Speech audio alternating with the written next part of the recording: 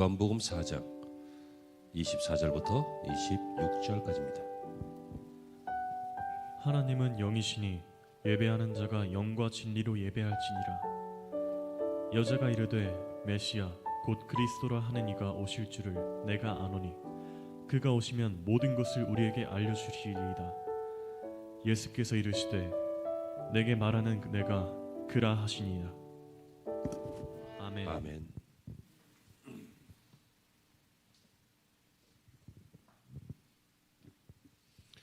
할렐루야. 좋은 주일입니다. 다시 주 앞에서 만나게 되어서 감사하고 반갑습니다. 아멘. 좋은 주일 되시고요, 은혜로운 주일 되시길 바랍니다. 그럼에도 불구하고 따라해 주십시오. 인생은, 다시요, 인생은 문제다. 인생은 뭐다, 인생은 뭐다 이렇게 말하는 분들이 많이 있습니다. 공감하기도 하지만 어떤 거는 공감 안 하기도 하고 그래요. 하지만 이것은 공감할 수밖에 없습니다. 인생은 문제입니다. 왜냐하면 여기 문제 없는 분 있으면 한번 손 들어 보십시오. 다 안 들잖아. 못 들잖아. 인생은 문제입니다. 태어나면서부터 인생은 문제입니다. 아이도 어른도 문제이고 남자도 여자도 문제이고 부자도 가난한 자도 문제이고 다 인생은 문제 없을 수가 없습니다. 오늘 본문으로 돌아가 보면 오늘 본문에 아주 총체적인 문제가 있는 한 인물이 나옵니다. 하지만 이것은 이 여인의 개인의 인생뿐만 아니라 오늘 살아가고 있는 인류의 문제이기도 하고 사실상 저와 여러분의 문제이기도 한 것입니다. 이 여인의 삶은요 마치 갈기갈기 찢긴 천과 같습니다. 마치 비 없는 구름과 같고 열매 없는 가을나무 같고 꽃 없는 동산 같고 물 없는 연못 같고 곡식이 텅 비어버린 창고 같은 그런 인생이었습니다. 뿐만 아니라 그의 내면도 감정이 상해져 있었고 그의 지식은 병들어 있었고 그의 의지는 왜곡돼 있었고 삶의 목적은 상실돼 있었고 그의 방향 감각은 흐트러져 있었고 더 쉽게 얘기하면 왜 사는지 모르는 사람이었습니다. 그는 몹시도 피곤한 삶으로 곤두박질 당한 상태였습니다. 다행스럽게도 그는 그리심산에서 예배하면서 메시아를 기다리는 그리스도 신앙을 가지고는 있었습니다. 이렇게 피곤한 인생이 하는 말이 있습니다. 그가 오시면 이 모든 것을 우리에게 알려주시리라. 이것은 무엇이에요? 내 모든 문제, 내면의 문제, 외면의 문제, 환경의 문제, 종교 문제, 어떤 인종 문제, 이 모든 문제를 그가 오시면 해결하시리라. 이 여인은 신앙인이었기 때문에 메시아에게 이 모든 희망을 걸었습니다.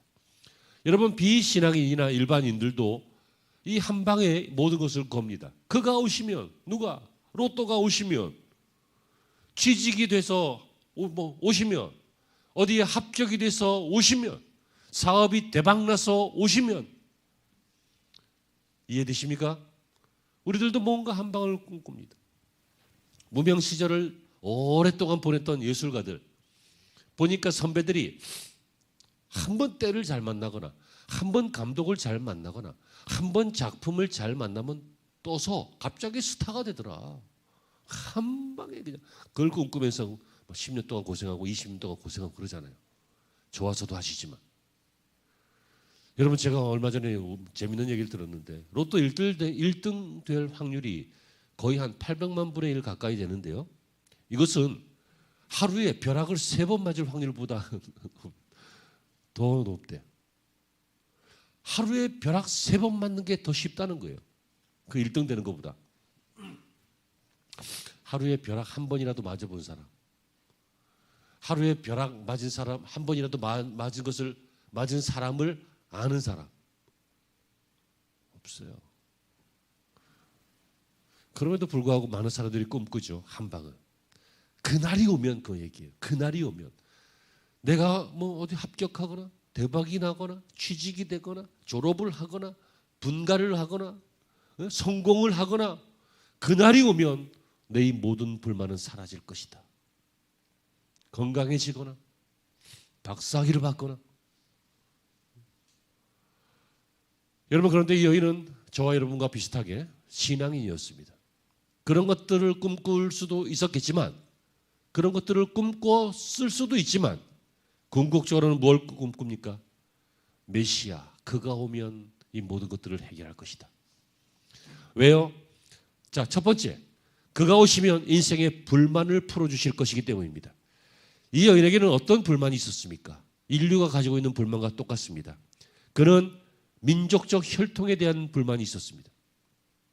이 사마리아 성 우물가에서 물 좀 달라고 하는 우리 예수님의 요구를 받은 그녀의 대답이 너무도 톡 쏘는 배타적인 그런 말이죠. 물 좀 달라 그랬더니 여인이 뭐라고 합니까? 4장 9절에 보시면요. 당신은 유대인으로서 어찌하여 사마리아 여자인 나에게 물을 달라 하십니까? 두 가지가 들어있습니다. 당신은 유대인이고 나는 사마리아인이다. 당신은 남자고 나는 여자다. 이런 두 가지 의미가 이 안에 들어있습니다. 이 안에는 거의 한 700년 동안이나 겪어온 이 두 혈통 간의 문제가 담겨 있습니다. 여러분, 이스라엘이 포로 시에 본국에 남은 백성들은 새로 이주된 이방인들로 인해서 혼혈화가 되어서 이 사마리아 거주 유대인들은 뭐라고 할까요? 그 혈통이 섞여 있었습니다. 나중에 포로에서 해방돼서 돌아온 유대인들은 이 사람들을 유대인으로 인정 안 하고 쫓아냈습니다. 그래서 예루살렘에서는 유대인들이 살고 이들은 이방 외곽지로 거주해서 이주해서 사마리아에서 그렇게 살았습니다. 이들은 예배도 따로 드렸습니다. 히브리 사람들은 예루살렘에서 드렸고 사마리아인들은 그리심 산에서 드렸습니다. 이런 관계가 한 700년 가까이 되니까 서로 관계가 좋지 않죠. 옛날에 삼국시대에 뭐 고구려 백자 신라가 맨날 싸우는 것처럼 그렇게 싸우는 시기입니다. 이러한 대표적인 인류 문제가 뭡니까? 인종 문제잖아요. 지역 문제잖아요. 민족 문제잖아요. 여러분, 아무 이유 없이 우리는 일본 사람 싫어하잖아요. 아무 이유 없이 중국 사람 별로 안 좋아하잖아요. 아무 이유 없이 러시아 사람들 별로 안 좋아하잖아요. 그 사람들 만나본 적이라도 있어요? 대화라도 해봤어요? 무슨 이유냐고 도대체. 과거의 역사가 여러분들에게 영향을 줬을 거예요. 이런 문제, 우리가 살고 있는 문제 아닙니까? 또 어떤 문제가 나옵니까? 당신은 유대인으로서 어찌 사마리아 여자인 나에게 물을 달라. 이거는 성애, 남성, 여성이라고 하는 성애에 대한 문제죠. 요즘 이런 문제 많잖아요. 인류 역사가 시작되고 난 다음부터 계속 생겼어요. 언제부터? 아담이 범죄한 이후부터 생겼어요. 아담이 범죄하자마자 뭐라고 합니까? 여자를 대적합니다. 하나님께서 아담을 찾으시고 네가 어찌하여 이 선악과를 먹었냐고 했더니 아담이 하는 얘기가 뭐예요? 이 비겁한 남성의 변명이 뭐예요? 당신이 내게 준 저 여자가 먹게 해서 내가 먹겠다. 내가 언제 달라고 했냐 그 얘기지. 이 뉘앙스는. 나는 아무 생각 없었는데 당신이 여자를 하나 만들어줬는데 이 여자가 문제거리가 됐다. 이 여자가 먹으라 그러니까 내가 너무 내 뼈 중에 뼈고 살 중에 살이니까 죽으라면 죽을 수도 있는데 내가 왜 안 먹겠느냐. 당신이 내게 준 여자가 먹으라고 해서 내가 먹었다. 이 말 안에는 정말 모자라는 남자의 비겁한 변명이 들어있지 않습니까? 태초부터 문제였다고. 태초부터. 남성의 여성의 문제. 가끔 뉴스에 보면요, 뭐 남성 혐오하는 여성들은 뭐 남성을 막 무슨 한남충이니 뭐니 뭐 이상한 걸로 만들고, 또는 또 여성을 혐오하는 남성이 무슨 페미니즘에 대해서 막 이렇게 이야기하면서 서로 막 대적하고, 남자라는 이유 때문, 여자라는 이유 때문에 막 보복을 당하고 테러를 당하고 이런 일들이 가끔 뉴스에 나옵니다. 여러분, 그러나 비단 이것은 우리의 문제뿐만 아니라 외국에도 이런 일이 있었고 요즘의 문제뿐만 아니라 과거에도 있었습니다. 다시 말하면 인류의 문제라는 거예요. 또 뭐라고 합니까? 12절 이하에 보니까 야곱의 우물에 대해서 불만을 가지고 있습니다. 주님은요, 그녀를 생수의 강으로 초대했습니다. 그런데 이 여인은 야곱의 우물로 대결합니다. 뭐라고 합니까? 예수님께서 이 물을 먹는 자마다 다시 목마르려니와 내가 주는 물을 먹는 자는 영원히 목마르지 아니하리라 라고 말합니다. 이 여인은 물기로 나왔습니다. 왜? 먹고 살아야 되니까. 물을 먹어야 되니까. 물이 필요하니까. 다시 말하면 일상적인 라이프, 생활을 유지하기 위해서 꼭 필요한 것들이 있습니다. 돈이 있고 음식이 있고 주거가 있고 의복도 있고, 그죠? 직업도 있고 여러 가지 필요한 것들이 있습니다. 이런 것들을 구해서 우리는 열심히 삽니다. 인류는 이게 문제입니다. 이것 때문에 시간이 많이 들고 이것 때문에 인생이 많이 낭비되는 것 같고 피곤하고 힘들고 때로는 잘 되기도 하지만 때로는 안 되기도 합니다. 근데 주님은 뭐라고 합니까? 그거 계속하는 거 할 수밖에 없긴 하지만 그거 계속하는 거 또 목마르다. 또 일해야 된다. 또 밥 먹어야 된다. 하지만 내가 주는 이 생수를 마시는 자는 영원히 목마르지 아니하리라. 이런 영적인 세계로, 복음의 세계로 우리 주님이 초대하셨습니다. 여러분 그렇습니다. 복음이 아니고서는 사람을 만족할 수가 없습니다. 여러분 이 땅의 철학이나 이 땅의 어떤 경제나 아니면 삶의 질이나 레저나 문화나 예술이 사람을 만족하게 하지만 잠깐이라는 거예요. 그렇지 않습니까? 여러분 예술 때문에 감동받은 일이 있으십니까? 있습니다. 저도 있고 여러분들도 있으실 것입니다. 행복합니다.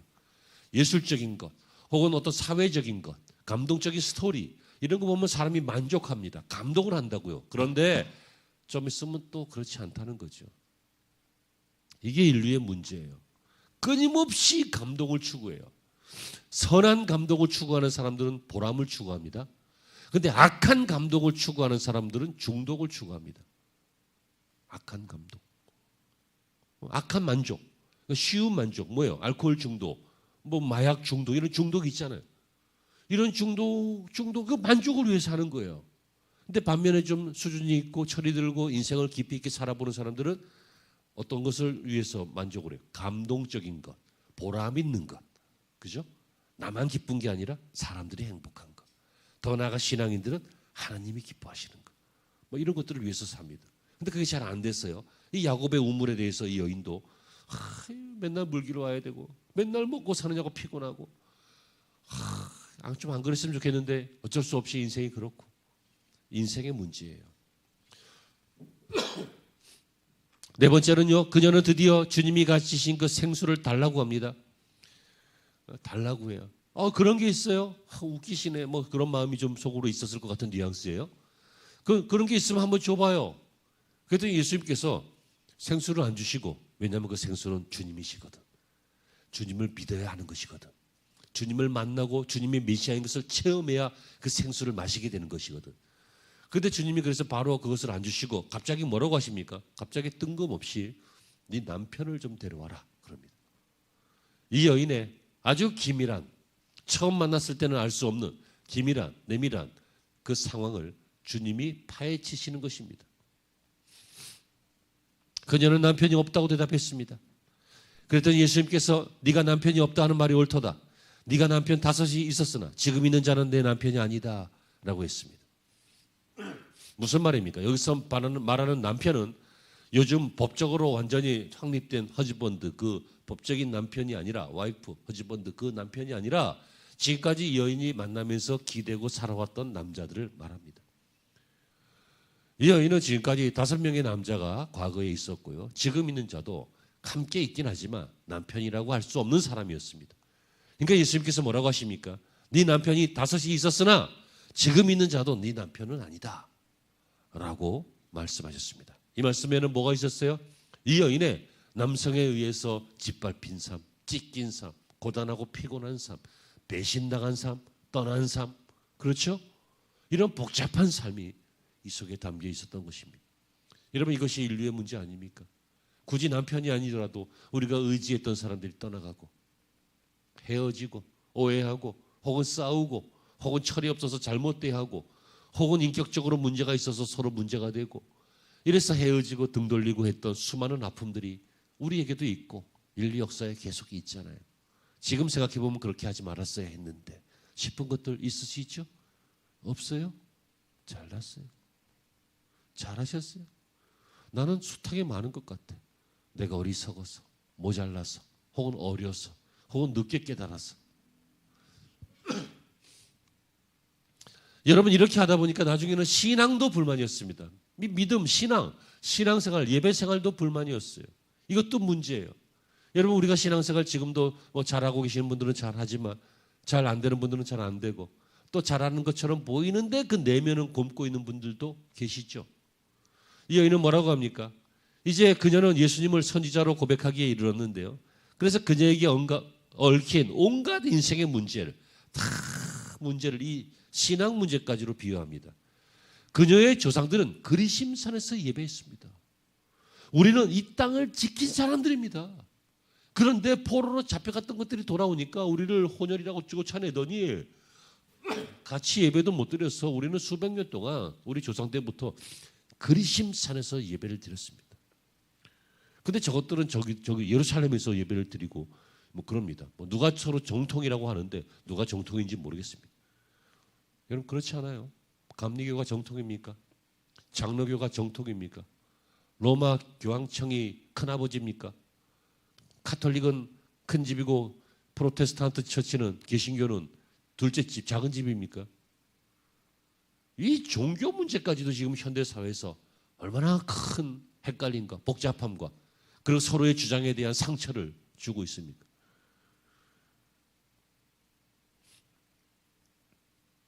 근데 우리 주님은 뭐라고 합니까? 그리심산이 중요한 게 아니라 예루살렘이 중요한 게 아니라 참 예배는 신령과 진정으로 드려야 된다. 본질을 또 이야기하시죠. 자, 이때였습니다.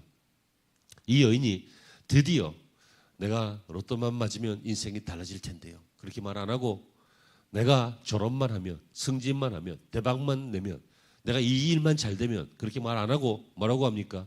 우리처럼 메시아 그가 오시면 우리처럼 하나님이 도우시면 우리처럼 하나님의 은혜를 주시거나 축복을 주시거나 하시기만 하시면 그 모든 것들을 내가 문제를 극복하고 알게 되리이다. 이런 뜻으로 어떻게 말해요? 메시아 오늘 25절에 메시아 곧 그리스도라 하시는 이가 오실 줄을 내가 아노니 그가 오시면 모든 것을 우리에게 구하시리이다. 이렇게 말합니다. 아멘. 여러분의 신앙도 그렇습니까? 저와 여러분도 헛된 것 의지하지 않고 다시 목마를 건 마시려고 애쓰지 않고 물론 마셔야 되지만 물론 일해야 되지만 물론 세상살이 살아가야 되지만 그런 것보다 더 저와 여러분들은 그분을 의지하십니까? 그분이 주실 은혜를 의지하십니까? 아멘이 되시기를 주의 이름으로 축원합니다. 정말입니다. 그가 오시면 모든 것들을 우리에게 알려주시리라. 그가 일하시면 모든 것들이 이루어지리이다. 그가 오시면 우리가 몰랐던 거 알게 되리라. 그가 오시면 우리의 이 문제가 해결되리이다. 이것이 기독교 신앙이고 우리의 신앙이고 저와 여러분들의 믿음인 것입니다. 두 번째, 오늘 설교의 결론인데요. 그런데 정말 중요한 것이 있습니다. 지금까지 저라서도 지금은 깰 때니까 깨십시오. 지금까지 뭐 집에서 온라인 예배 중에서도 좀 분주하셨거든. 지금 정신 차려서 절 좀 보십시오. 그런데 중요한 것이 있습니다. 그가 오시면 우리에게 모든 것들을 알려주시리이다. 이 여인은 우리의 신앙 고백처럼 이렇게 말했는데 우리 예수님의 두 번째 말씀 뭐라고 하십니까? 내가 그로다. 뭐예요? 무슨 말이에요? 오셨다는 거예요. 막연한 것이 아니에요. 희망 고문이 아니에요. 내게 말하는 내가 그다. 나는 혈통에 문제가 있습니다. 나는 남성과 여성이 성에 문제가 있습니다. 나는 이 종교적인 문제가 있습니다. 나는 먹고 사는 문제, 이 우물에 대한 문제가 있습니다. 다시 말하면 인류들이 나는 이 온통 내면적, 외면적 뭐 여러 가지 문제가 다 있습니다. 이 문제가 있는데 나는 해결할 방법이 없어요. 하루에 벼락 3번 맞는 것보다도 더 힘든 로또 될 가능성도 없어요. 날 떠난 사람들 다시 등 돌리고 떠난 사람들 다시 회복할 방법도 없어요. 어려서 공부를 안 했기 때문에 지금 공부해서 서울대학 갈 수도 없어요. 여러분 이미 40 넘은 사람들은 서울대학 갈 생각하지 마. 그냥 젊은 애들이나 가. 알았어요? 아멘. 지금 서울대 가려고 막 그렇게 애쓰면 몇 년 동안 얼마나 허비해야 되는데. 나는 지금 무슨 방법을 써도 어떻게 할 수가 없어요. 그런데 그가 오시면 우리 주님이 은혜 주시면 우리 주님이 축복하시면 우리 주님이 한 번만 욥을 그랬던 것처럼 누구를 그랬던 것처럼 날 도와주시면 내가 모든 것들이 해결되리이다. 이것만 아멘하지 말고 내가 그로다. 이미 왔다. 네 눈앞에 있다. 지금 대화하고 있다. 지금 만나고 있다. 여기에 대해서 깨달으심과 아멘이 있으시기를 축원합니다. 이것이 오늘 설교의 핵심이에요. 주님 멀리 있지 않아요. 하나님 외계에 있지 않아요. 주님은 영이시다라고 하니까 뭐 흐지부지 어디 나 안 보는 데 계시는 줄 아는, 그렇지 않아요. 내 안에 주님, 내 안에 주님, 내 안에 계시고, 아멘. 함께 계신다. 이거 주님의 그 편대성, 어디에나 계시고. 여러분, 주님은 어떤 분이십니까? 그는 장벽을 뚫으시는, 혈통을 뚫으시는 주님이십니다. 여러분, 이 팔레스틴 지방은요, 세 지역으로 나눠졌는데 북쪽은 갈릴리, 남쪽이 유대예요. 그리고 가운데가 사마리아예요. 사마리아가 딱 막혀 있어요. 그러니까 유대 사람들이나 이 갈릴리 사람들이 서로 왕래할 때요, 웬만하면 사마리아를 안 지나가려고, 지나가도 재빠르게 지나가려고, 지나가도 마을을 통과하지 않으려고, 예? 그 마을 사람들하고 상종하지 않으려고. 왜? 사마리아인들은 개 돼지니까. 백성들은 개 돼지인 것처럼. 그러니까 실제로 성경에 그렇게 나오잖아요. 그런데 여러분, 이 지역이라고 하는 장벽, 이 문제를 우리 주님은 항상 뚫었어요. 어디나 가셨어요. 어느 도시나 들어가셨어요. 어느 지역 사람이나 만나셨어요. 내가 그러다. 주님은 어떤 분이에요? 인종의 문제, 민족의 문제가 없는 분이에요. 흑인이 믿어도 우리 예수님이고, 백인이 믿어도, 황색인이 믿어도 우리 예수님이에요. 무슨 민족이 믿던, 무슨 나라에서 믿던, 언제 믿던 우리 주님은 항상 동일하신 우리 주님이세요. 여러분, 이 여인은 사마리아 사람이었어요. 주님은 혈통적으로는 유대인이에요. 히브리인이에요. 그러나 여러분, 주님은 혈통을 초월하셔요. 유대인의 피, 사마리아인의 피, 이런 거 따지지 않으세요. 심지어 주님은 모든 인류의 피를 깨끗하게 하시는 분이에요. 모든 인류의 죄를 깨끗하게 하시는 분이라고요. 이방인이나 헬라인이나 로마인이나 참된 기독교인은 민족을 가리지 않고 혈통을 가리지 않고 그 안에서 하나가 되었어. 그래서 이 종교관을 잘 가져야 되는데요, 교회는 하나입니다. 우리 예수님이 머리시고 지구촌에 있는 모든 지교회가 하나입니다. 각자의 민족과 각자의 지역과 각자의 특성으로 좀 나눠져 있을 뿐이지 교회의 머리는 우리 예수님이시고 교회는 하나인 것입니다. 깨달아지시기를 축원합니다. 그는 뿐만 아니라 성을 초월하시는 분입니다. 주님은 혈통적으로는 유대인이고 표면적으로는 남성이지만 여러분, 주님은 누구든지 만나시고요, 누구든지 만족하게 하십니다. 남성도 만족하게 하시고 여성도 만족하게 하십니다. 둘 다 하나님이 지으신 존귀한 존재이기 때문입니다. 그는 남성의 주님이시요 동시에 여성의 주님이십니다. 그 가운데는 없습니다. 주님은 언제나 창조되신 모든 이 남성과 여성들의 주인이시고 그들의 주인이십니다. 인생은 생수를 그릇에 담고 삽니다. 우물에다가 물을 길어서 물통에 담고 옵니다. 우리는 인생의 모든 기회들을 그렇게 금고에 담습니다. 이제는 기술이 많이 발전돼서 가상화폐로 담습니다. 그렇죠? 디지털로 담습니다. 은행의 숫자로 담습니다. 들고 있는 건 아무것도 없습니다. 전부 거지들이에요. 주머니 뒤져보면 돈도 하나도 없어. 근데 다 디지털로 들어있습니다. 그렇죠? 다 이렇게 뭔가 담겨져 있습니다. 그리고 그 담겨져 있는 것들이 많으면 풍성한 것 같고 적으면은 갈급하고 그렇게 삽니다. 그런데 여러분, 주님은 이 모든 것들을 초월하시는 생수를 가지고 계시는 분이십니다. 아니, 주님 자체가 생수인 것입니다. 이 여인은 이 야곱의 샘물에 대해서 이야기하다가요, 당신이 야곱보다 크십니까? 나는 여기 매일 물길로 와서 이 물 먹어야 되는데 이 물 안 길어도 된다. 내가 생수를 주겠다 그랬더니 당신이 우리 조상 야곱보다 큰 사람입니까? 이렇게 말합니다. 네, 그렇습니다. 주님은 어떤 위대한 위인보다도 크신 분이십니다. 우리가 존경할 만한 모든 역사 속의 위인들보다도 이 땅에 위대한 업적을 남긴 어떤 사람보다도 주님은 위대한 분입니다. 그러므로 여러분, 저는 예수님이 4대 성인이라고 하는 말에 동의하지 않습니다. 예수님은 4대 성인 아닙니다. 그냥 3대 성인으로 너희들끼리 하세요. 예수님은 우리 주님이십니다. 모든 인류 중에 뛰어나신 분이 아니라 모든 왕 중에 왕이신 뿐만 아니라 초월하시고 비교할 수 없으신 독보적인 우리의 주인이십니다. 그런 인간의 수요 이상의 것을 가지고 계십니다. 생수가 무엇입니까? 주님이십니다. 주님을 먹고 마신다. 성찬으로 주님을 접한다. 주님을 내 마음에 모신다. 주님을 내 주인으로 구세주로 영접한다라고 하는 것은 여러분 이 땅에서 우리가 매일매일 하루하루 필요한 만큼 먹고 마시는 것처럼 우리가 주님을 영적으로 먹고 마실 때에 우리의 영혼이 영생하게 되는 것입니다. 말이 어려운 것 같지만 쉽게 얘기하면 예수를 제대로 똑바로 믿으면 영생하는 생수가 우리에게 오는 것입니다. 그러므로 야곱의 우물보다도 더 귀한 것이 주님이십니다. 뿐만 아니라 주님은 사망을 초월하십니다. 여러분 이 땅에서 밥 먹고 사는 사람들 좋은 건 뭐 100만 원짜리 먹거나 10만 원짜리 먹거나 만 원짜리 먹거나 언젠가는 다 죄송합니다. 여러분 미안합니다. 용서하세요. 몇 시간 후면 덩이 돼서 나갑니다. 그것을 또 매일 해야 됩니다. 다시 목마릅니다. 그 이유가 무엇입니까?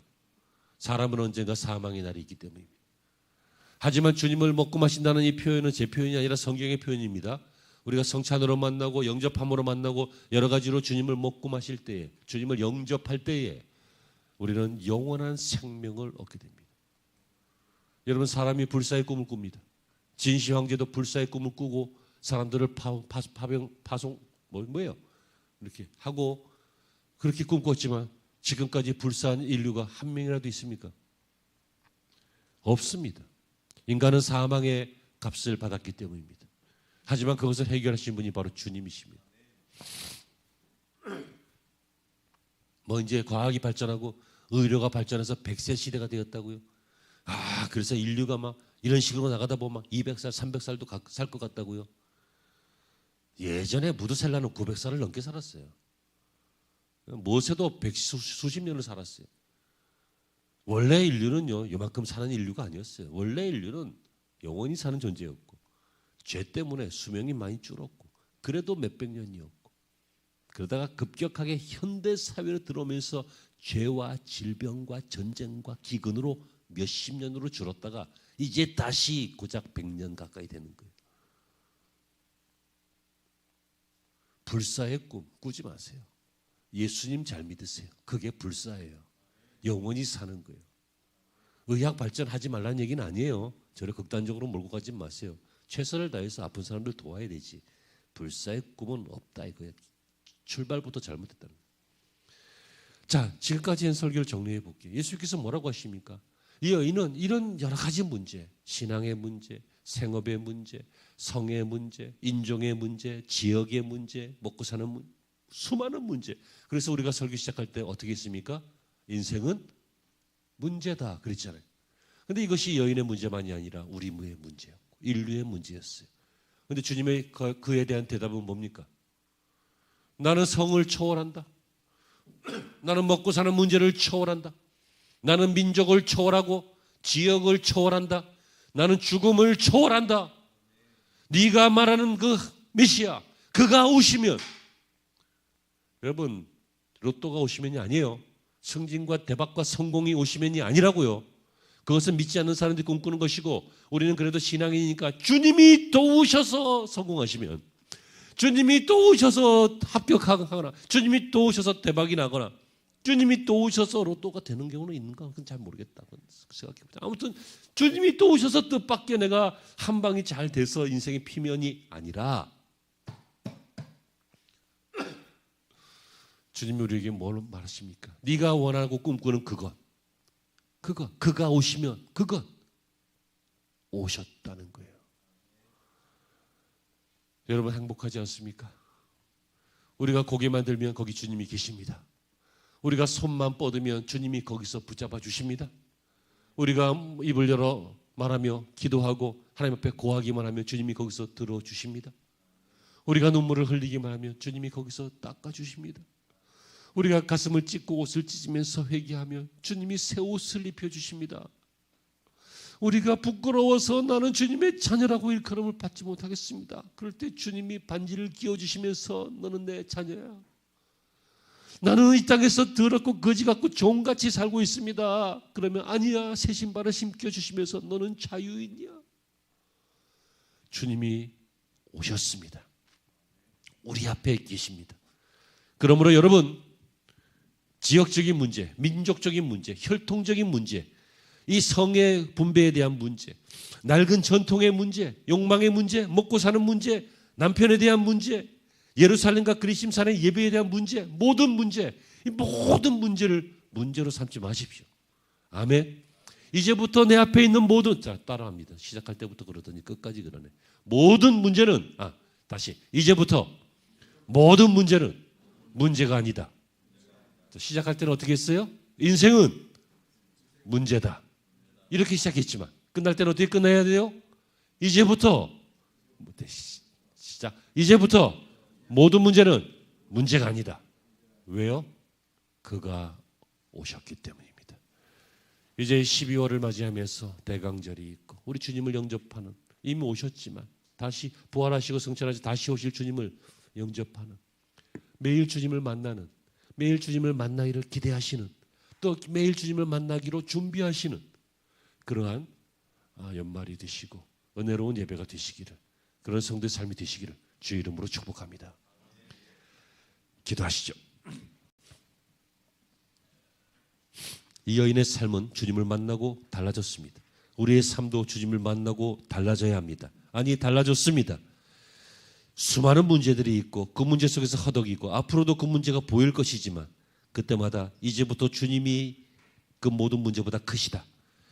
주님이 오셨다. 내 앞에 계신다. 이제부터 모든 문제는 문제가 아니다. 오직 주님만이 모든 답이다 라고 고백하면서 살아가는 성도들이 되기